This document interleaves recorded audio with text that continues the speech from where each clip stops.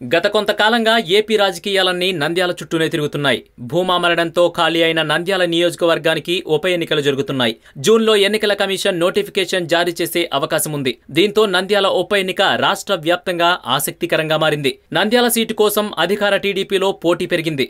Seat తనకే ఇవ్వాలని TDP నియోజకవర్గ incharge Shilpa Mohan Reddy AP CM Chandrababu నాయుడును కోరారు. అయితే సీటును సాంప్రదాయం ప్రకారం భూమా కుటుంబానికి కేటాయించాలని చంద్రబాబు నిర్ణయం తీసుకున్నట్లు తెలుస్తోంది.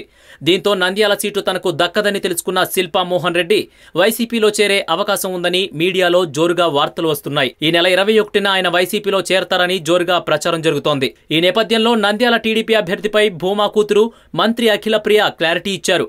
బుధవారం విజయవాడలో భవానీ ఐలాండ్ ను ఆమె సందర్శించారు. ఈ సందర్భంగా మీడియాతో మాట్లాడిన ఆమె అభ్యర్థి విషయంపై స్పందించారు. నంద్యాల ఉప ఎన్నికల్లో తామే పోటీ చేస్తామని స్పష్టం చేశారు. ఈ నెల 24న శోభానాగిరెడ్డి వర్ధంతి రోజున అభ్యర్థి ఎవరనేది ప్రకటిస్తామని చెప్పారు. ఈ వీడియో మీకు నచ్చినట్లయితే లైక్ చేయండి, షేర్ చేయండి. మరిన్ని అప్డేట్స్ కోసం మా జనహితం టీవీని సబ్స్క్రైబ్ చేయడం మాత్రం మర్చిపోకండి.